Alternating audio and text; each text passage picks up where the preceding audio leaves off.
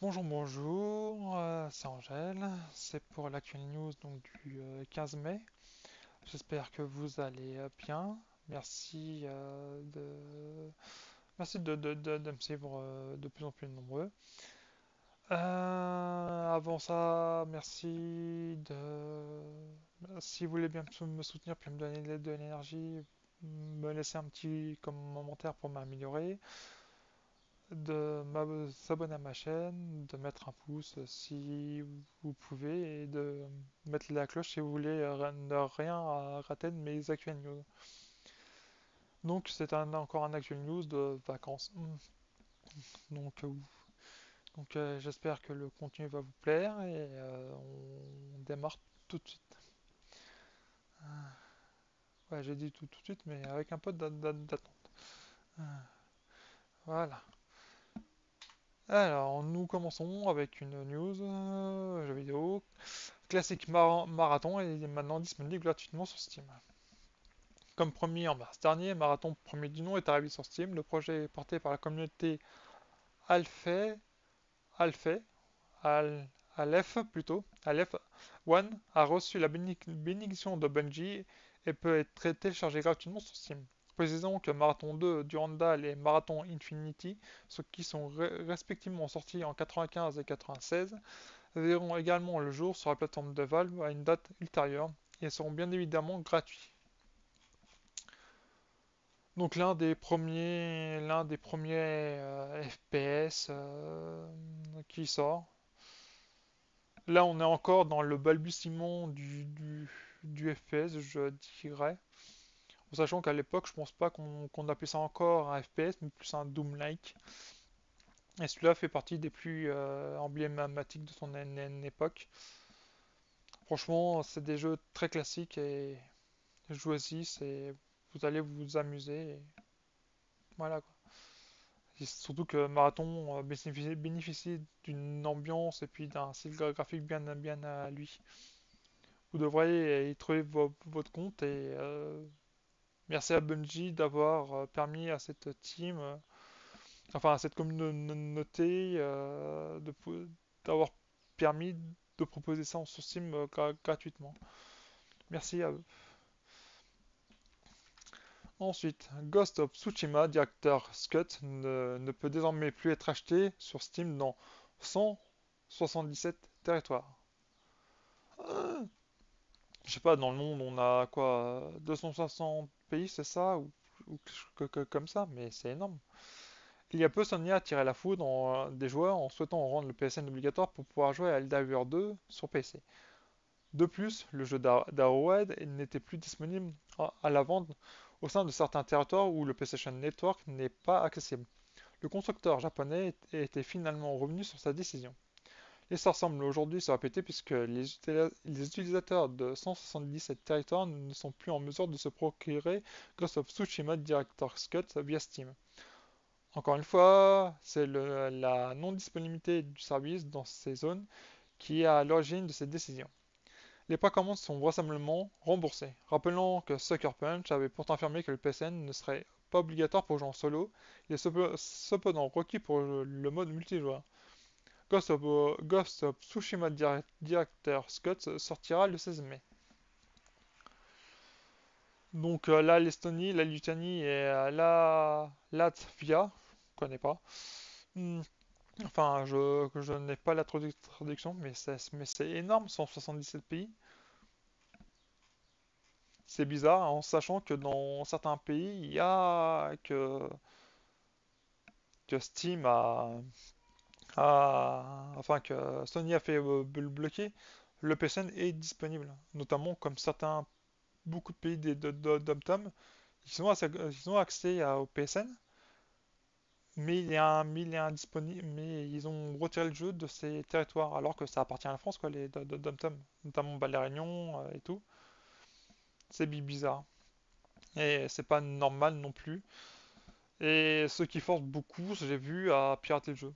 Enfin, pirater Helldivers 2. Pour pouvoir y jouer, pour pouvoir voilà, se connecter et y jouer, quoi. C'est.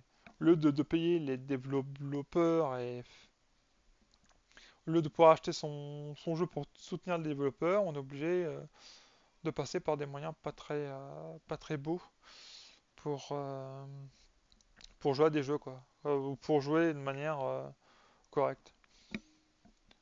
Comme je vous disais, le crash vidéo ludique arrive, mais si ça pouvait remettre certaines idées en place à certains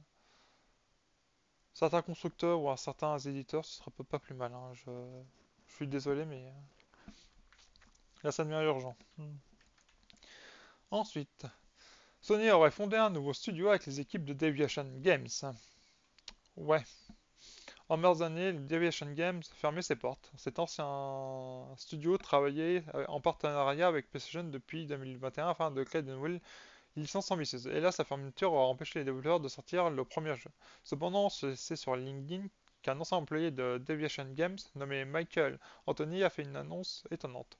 On apprend qu'un grand nombre d'anciens employés de Deviation Games ont créé leur propre studio chez Sony et travaillaient sur un nouveau projet non annoncé. Pour l'heure, nous ne savons rien au sujet de ce mystérieux projet. Donc il ferme un studio pour avec les donc il ferme un studio et tout et il recrée un studio avec les employés du studio qui viennent de fermer. Logique. Pourquoi? Il leur fallait peut-être mettre des sous plus tôt et puis de soutenir leur premier jeu. C'est nawak. Ensuite, WWE 2K24, un premier aperçu de CM Punk qui sera disponible le 15 mai. Le jeu de catch de 2K Games obtiendra plusieurs décès jusqu'à la fin de l'année. Chaque pack introduira de nouveaux catcheurs jouables. Le premier débarquera le 15 mai et contiendra notamment une superstar de la WWE extrêmement populaire. Il s'agit bien évidemment de CM Punk qui fera son retour au sein de la Ligue américaine en novembre dernier. Nous pouvons admirer son entrée dans WWE 2K24 via une toute nouvelle vidéo mise en ligne sur les réseaux sociaux. Donc je vous laisse aller la voir parce que ça se trouve, encore une fois, il y a peut-être des droits d'auteur et tout et tout. Donc allez-y et faites-vous au plus plaisir pour tous les amoureux de catch. Ensuite on termine par une news hardware. Trust Electronics lance les claviers gaming mécaniques Torix et Asira ou Akira, mais je pense qu'on dit Asira plutôt. La marque Trust Electronics Ltd ajoute à sa gamme de nouveaux claviers à destination des joueurs. L'un s'appelle Asira et l'autre Torix. Commençons par l'Asira, dont le prix débute à 40 livres. En plus, ah oui, ils auraient pu faire l'effort de mettre. Alors, 40 livres, ça fait du 47 euros. Voilà. Donc pour 47 euros, hein, c'est un clavier mécanique compact misant sur un design élégant avec un faible encombrement. Il est équipé de commutateurs mécaniques mulinaires. De plus, vous pouvez profiter d'un éclairage RGB offrant jusqu'à 16,8 millions de couleurs. Mais sauf le noir qui n'est pas une couleur. Et je trouve ça dommage dans le RGB. Ouais, ouais, c'est dommage, je trouve. Euh, donc l'Akira, c'est celui-là. Non, enfin l'Asira plutôt. Voilà, voilà à quoi il ressemble. Donc très compact, pas de clavier.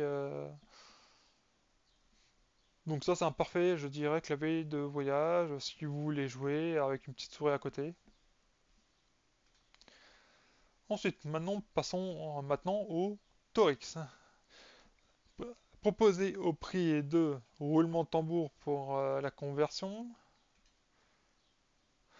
70 euros. La marque promet avec ce modèle définition et des fonctionnalités haut de gamme, doté de touches discrètes équipées de commutateurs mécaniques ou anneau linéaire, il devrait offrir une grande durabilité, tout comme la Sierra, il bénéficie d'un rétro-éclairage RGB complet et personnalisable, avec également 16,8 millions de couleurs. Les deux modèles présentés ici sont filières et sont d'ores et déjà disponibles à l'achat. Donc là c'est le Torix.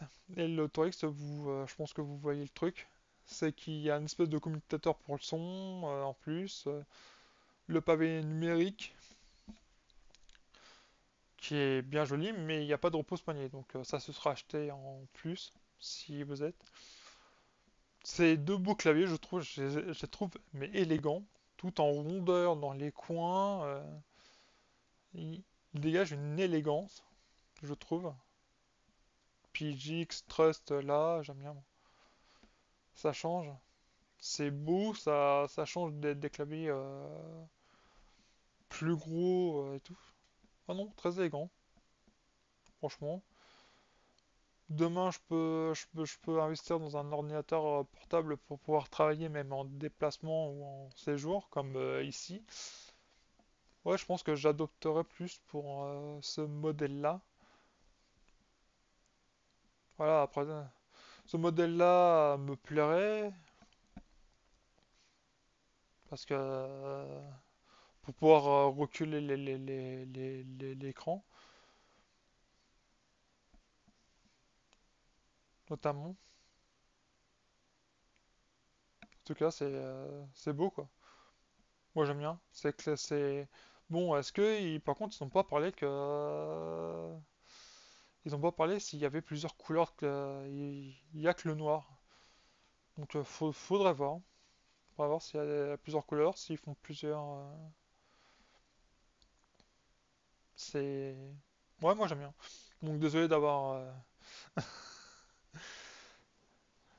d'être resté comme ça, ébahi, machin, mais ouais, je trouve que c'est une bonne chose. Donc, voilà, nous avons fini ici.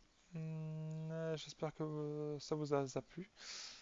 Nous nous retrouvons demain, donc midi 45 uniquement sur YouTube, le temps de mes vacances. Merci de m'avoir écouté et je vous souhaite une bonne journée et à bien bientôt. Au revoir.